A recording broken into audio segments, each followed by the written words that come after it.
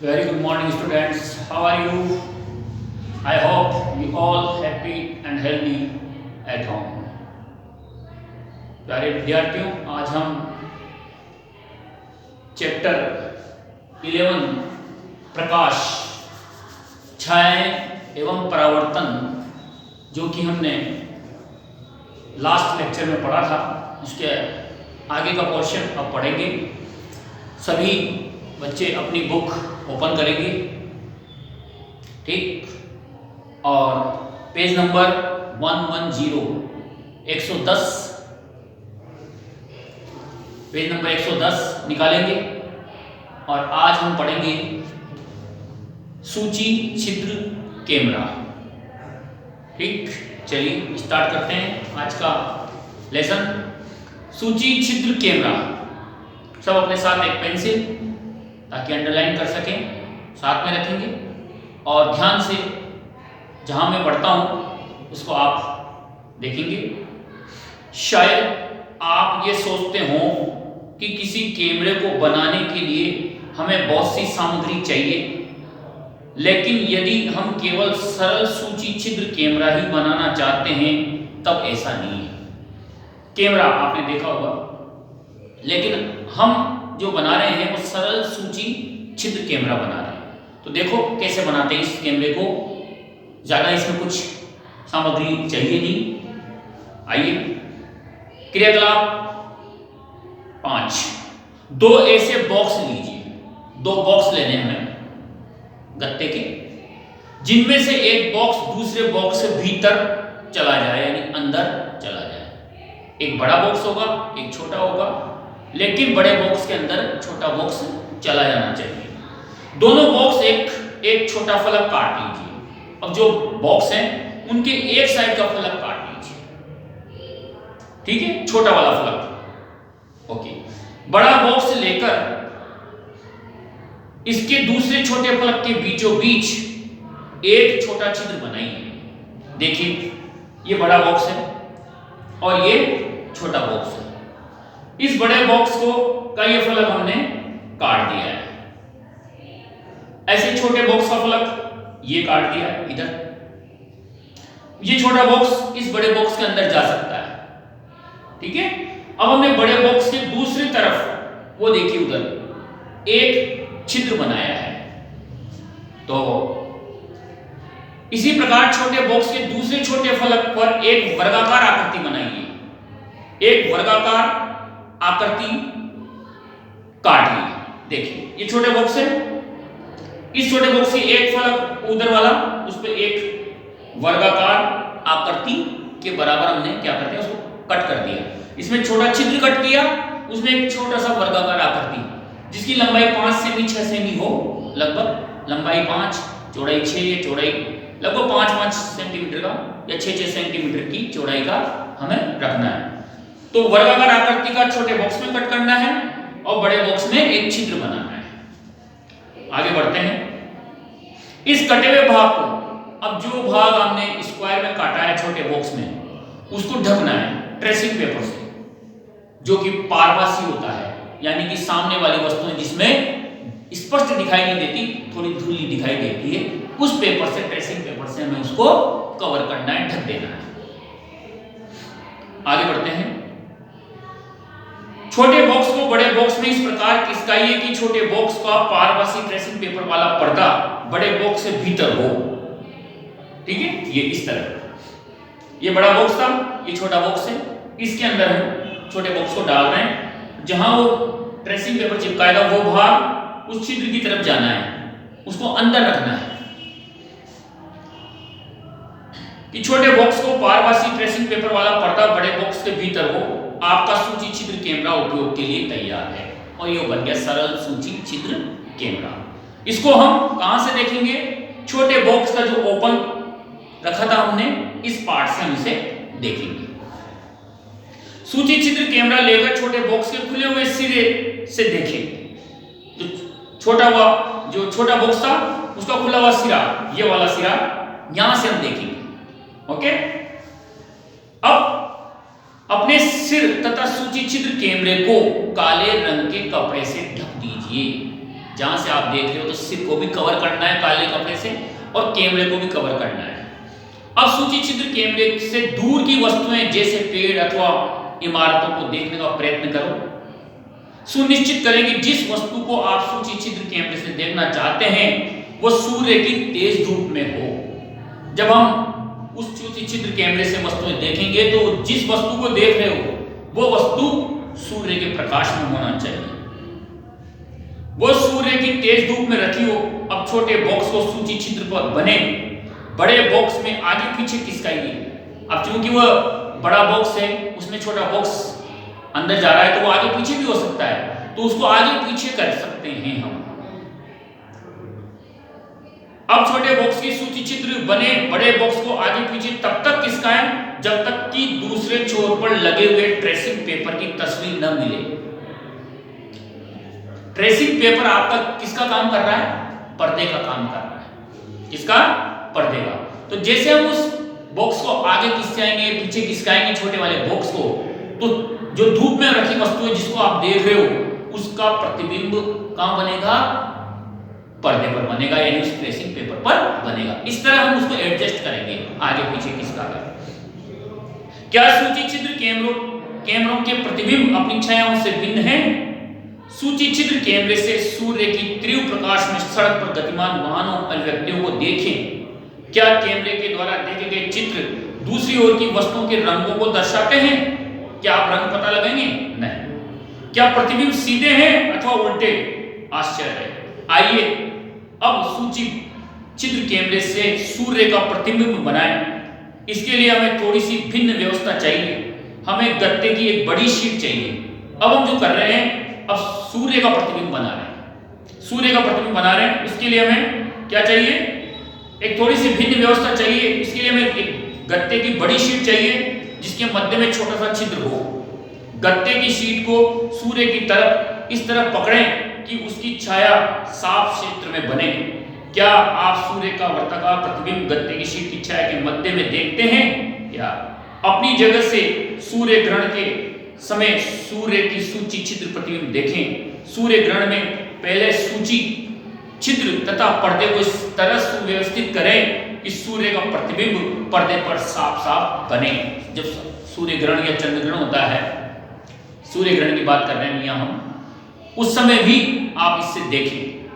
सूर्य ग्रहण आरंभ होने पर सूर्य का प्रतिबिंब देखें। आप अवलोकन करेंगे कि ग्रहण आरंभ होने पर सूर्य का प्रतिबिंब का एक भाग धीरे धीरे क्या होता है? काला होता जाता है। हमें सूर्य को सीधे कदापि नहीं देखना चाहिए क्योंकि सूर्य से निकलने वाली किरणें बहुत तेज और प्रकाश में बहुत तेज होता है, वो आंखों को नुकसान पहुंचा सकता है। इसलिए हमें सूर्य को खुली आंखों से सीधे नहीं देखना चाहिए। यह हमारी आंखों के लिए अत्यंत हानिकारक हो सकता है। प्रकृति में भी एक रोचक सूची छिद्र कैमरा है। कभी कभी हम ऐसे वृक्ष के नीचे से गुजरते हैं जिसमें ढेरों पत्तियां होती हैं, तब हमें उस पेड़ के नीचे सूर्य के प्रकाश के धब्बे दिखाई देते हैं। बिल्कुल इस तरह ये धब्बे सूर्य के प्रकाश के। ठीक, वास्तव में ये वर्ताकार प्रतिबिंब सूर्य के सूची छिद्र प्रतिबिंब होते हैं। पत्तियों के बीच के खाली स्थान सूची छिद्र की भांति व्यवहार करते हैं। जो पत्तियों के बीच में जो खाली खाली स्थान है वहां से सूर्य का प्रतिबिंब, यानी सूर्य की प्रकाश की किरणें वहां से निकलती तो उसका प्रतिबिंब नीचे जमीन पर बनता है। इन खाली स्थानों में सभी प्रकार की अनियमित आकृतियां हो सकती है, परंतु हम सूर्य के वर्ताकार प्रतिबिंब ही देख सकते हैं। आगामी सूर्य ग्रहण के समय सूर्य के प्रतिबिंबों को देखने का प्रयास करें। यह अत्यंत रोचक हो सकता है। बूझो के मस्तिष्क में एक विचार है। हमने अपने सूची छिद्र कैमरे में सड़क पर चलते लोगों के उल्टे प्रतिबिंब देखे थे।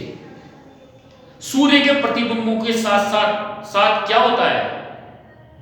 क्या वे प्रतिबिंब भी हमें उल्टे दिखाई देते हैं? अब सूर्य गोल है तो उसका हमें अनुमान ही नहीं होगा कि प्रतिबिंब उल्टा है या सीधा है।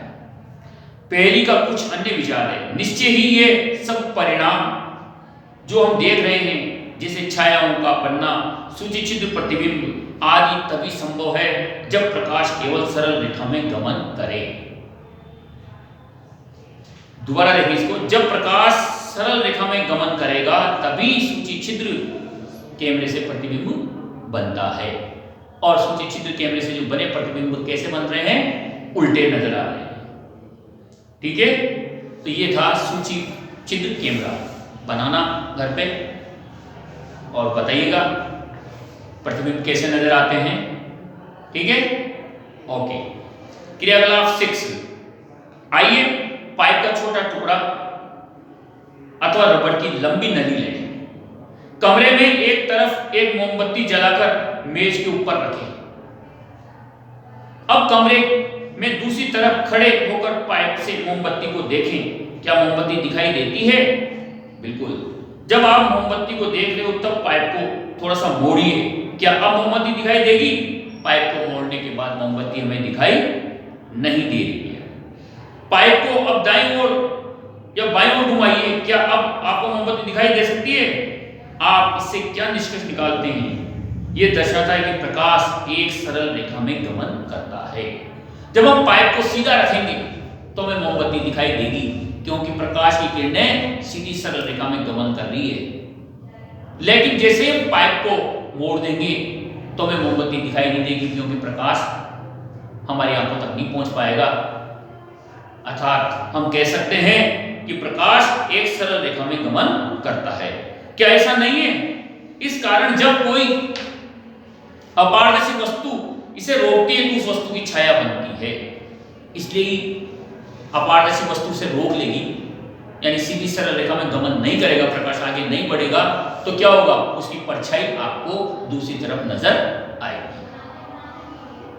अब आ रहा है टॉपिक दर्पण तथा परावर्तन। देखेंगे ध्यान से, दर्पण तथा परावर्तन। हम सभी घर पर दर्पणों का प्रयोग करते हैं। आप दर्पण में, दर्पण कांच, जब आप कंघी करते हैं नहाने के बाद तो किसमें देखते हैं? दर्पण में, राइट। दर्पण में अपने चेहरे को देखते हैं। जो आप देखते हैं वह दर्पण में आपके चेहरे का परावर्तन है। वह दर्पण में आपके चेहरे का परावर्तन है। हम दर्पण के सामने रखी हुई वस्तुओं का परावर्तन भी दर्पण में देखते हैं। कभी कभी हम झील अथवा तालाब के पानी में पेड़ों, इमारतों तथा अन्य वस्तुओं का परावर्तन देखते हैं।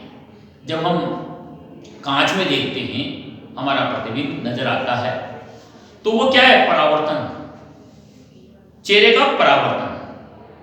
ठीक है, परावर्तन है। हम दर्पण के सामने रखी वस्तुओं का परावर्तन भी दर्पण में देखते हैं।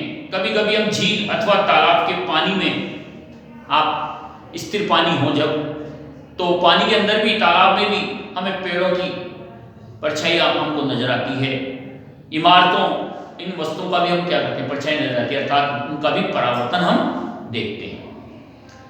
यह क्रियाकलाप 7 देखेंगे अब। ये क्रियाकलाप रात्रि के समय अथवा एक अंधेरे कमरे में किया जाना चाहिए। जो हम करने जा रहे हैं क्रियाकलाप, अपने किसी मित्र से कहिए कि वो एक हाथ में दर्पण लेकर कमरे के एक कोने में खड़ा हो जाए। एक हाथ में टॉर्च लेकर आप कमरे के दूसरे कोने में खड़े हो जाए। टॉर्च के कांच को अपनी उंगलियों से ढक दीजिए तथा टॉर्च को जलाएं। किरण पुंज प्राप्त करने के लिए अपनी उंगलियों के बीच कुछ जगह छोड़ दें।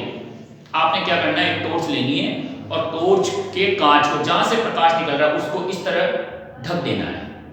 लेकिन उंगलियों के बीच में थोड़ी थोड़ी जगह रहे, ताकि वहां से किरणें गुजर जाए, किरण पुंज वहां से निकल जाए। टॉर्च को जलाएं। किरण पुंज प्राप्त करने के लिए अपनी उंगलियों को बीच में कुछ जगह छोड़ें। प्रकाश पुंज को आपके मित्र के द्वारा पकड़े हुए दर्पण पर डालिए, यानी कांच पर डालें, जैसा डाल रहा है नहीं है, कांच पर डालें। क्या आप दूसरी तरफ प्रकाश का धब्बा देखते हैं? अब टॉर्च की दिशा इस प्रकार समायोजित कीजिए कि प्रकाश का धब्बा कमरे में खड़े किसी दूसरे मित्र के ऊपर पड़े। यह क्रियाकलाप सुझाता है कि दर्पण अपने ऊपर पड़ने वाले प्रकाश की दिशा को बदल देता है। जब हम प्रकाश की किरणें किसी दर्पण पर डालते हैं, तो दर्पण को यदि अपन किसी एंगल पे रखते हैं तो वो दर्पण क्या करता है? उन प्रकाश की किरणों को थोड़ा मोड़ देता है, घुमा देता है, राइट? ओके। यह क्रियाकलाप सुझाता है कि दर्पण अपने ऊपर पड़ने वाले प्रकाश की दिशा को बदल देता है। यह वर्णन किया गया क्रियाकलाप ये दर्शाता है, यहाँ वर्णन किया गया क्रियाकलाप ये दर्शाता है कि प्रकाश सरल रेखा के अनुदिश गमन करता हुआ दर्पण से परावर्तित हो जाता है। दर्पण क्या करता है? प्रकाश की किरणों को परावर्तित कर देता है। प्रकाश एक सीधी सरल रेखा में गमन करता है, लेकिन जो दर्पण है, कांच जो है आप जिसमें देखते हैं, वो क्या करता है? प्रकाश की किरणों को परावर्तित कर देता है, यानी उनकी दिशा को बदल देता है। क्रियाकलाप 8 देखें। एक बड़ी थर्मोकोल की शीट के एक किनारे पर एक कंघी तथा दूसरे किनारे में दर्शाए अनुसार एक दर्पण लगाइए। देखो, इधर टॉर्च, बीच में कंघी और सामने क्या है? दर्पण है। कंघी के बीच कागज की गहरी रंगीन शीट बिछाइए, इसे सूर्य के प्रकाश में रखिए अथवा कंघी के सामने टॉर्च से प्रकाश किरणें डालिए। आप क्या अवलोकन करते हो? क्या आप चित्र में दर्शाए अनुसार जैसा पैटर्न प्राप्त करते हैं? यस। इस क्रियाकलाप से हमें ज्ञात होता है कि प्रकाश किस प्रकार गमन करता है तथा किस प्रकार दर्पण से परावर्तित होता है। ये था आपका चैप्टर 11, प्रकाश, छायाएं और परावर्तन। तो हमने इसमें क्या क्या पढ़ा? आज हमने सूची छिद्र कैमरा कैसे बनता है, कैसे वस्तुओं के प्रतिबिंब प्राप्त होते हैं उसके बारे में पढ़ा, और दूसरा हमने दर्पण तथा परावर्तन के बारे में पढ़ा कि दर्पण क्या होता है, दर्पण और परावर्तन क्या होता है, दर्पण किस प्रकार प्रकाश की किरणों को परावर्तित कर देता है, ये हमने आज पढ़ा है। इस तरह चैप्टर के नोट्स अब हम आपको भेजेंगे, ठीक है। क्वेश्चन आंसर भी हम आपको भेजेंगे। आइए थोड़ा इस चैप्टर के सारांश को एक बार फिर दोहराते हैं। सारांश देखेंगे इसका क्या रहा, पेज नंबर 113 पे। अपारदर्शी वस्तुएं प्रकाश को अपने में से होकर नहीं जाने देती। सारांश देख रहे हैं अपन। अपारदर्शी वस्तुएं, हमने पढ़ा था कि पारदर्शी वस्तुओं से क्या होता है? प्रकाश आर पार हो जाता है, और अपारदर्शी वस्तुओं से प्रकाश आर पार नहीं होता। तो ये पहला सारांश में पॉइंट, अपारदर्शी वस्तुएं प्रकाश को अपने में से होकर नहीं जाने देती। सही है। पारदर्शी वस्तुएं प्रकाश को अपने में से होकर जाने देती है तथा हम इनके दूसरी ओर रखी वस्तुओं को स्पष्ट देख सकते हैं। पारदर्शी वस्तुओं से प्रकाश गुजर जाता है, यही कारण है कि हम पारदर्शी वस्तुओं से दूसरी तरफ की वस्तुओं को स्पष्ट रूप से देख सकते हैं। पारभासी वस्तुएं प्रकाश के कुछ भाग को ही अपने में से होकर जाने देती है, और जो पारभासी वस्तुएं होती है उनसे पूर्णतः प्रकाश नहीं गुजरता, थोड़ा ही प्रकाश गुजरता है। इसलिए ही हम सामने वाली वस्तु को धुंधला या स्पष्ट रूप से नहीं देख पाते। जब प्रकाश के पथ में कोई अपारदर्शी वस्तु आ जाती है, प्रकाश के रास्ते में अपारदर्शी वस्तु आएगी, तो अपारदर्शी वस्तु का क्या बनेगी? छाया बनेगी। तो उसकी छाया बनती है। साधारण सामग्री से सूची छिद्र कैमरा बनाया जा सकता है तथा इसका उपयोग सूर्य तथा अति दीप्त वस्तुओं के प्रतिबिंब को देखने में किया जा सकता है। सूची छिद्र कैमरे से हम किसका प्रतिबिंब देख सकते हैं? सूर्य या अति दीप्त वस्तुओं का प्रतिबिंब देख सकते हैं। और प्रकाश, ये ध्यान रखना, प्रकाश सरल रेखा में गमन करता है। ये फिल इन द ब्लैंक्स में पूछा जाता है। प्रकाश सरल रेखा में गमन करता है, तो प्रकाश की जगह छोड़ देते हैं, या तो प्रकाश में ब्लैंक कर देते हैं, प्रकाश को हटा देते हैं, या फिर सरल रेखा को हटा देते हैं और लिख देते हैं प्रकाश ब्लैंक में गमन करता है। तो आपको लिखना पड़ेगा सरल रेखा में गमन करता है। दर्पण परावर्तन से हमें स्पष्ट प्रतिबिंब प्राप्त होते हैं, और दर्पण परावर्तन से हमें कौन से प्रतिबिंब प्राप्त होते हैं? स्पष्ट प्रतिबिंब प्राप्त होते हैं। हल्का सा सारांश था, चैप्टर हमने पढ़ लिया है। अब इसकी क्वेश्चन आंसर हम आपको करवाएंगे, जिसमें इसका सॉल्यूशन, हर क्वेश्चन का सॉल्यूशन मैं आपको पीडीएफ के रूप में भेजूंगा। उसको, उन क्वेश्चन आंसर को आपको कॉपी में राइट डाउन करना है, उसमें लिखना है। ठीक है, आज की क्लास यहाँ तक ही रहेगी। ठीक, कल फिर स्टार्ट करेंगे नया चैप्टर। तब तक घर पर नियमित अध्ययन करते रहें। Thank you.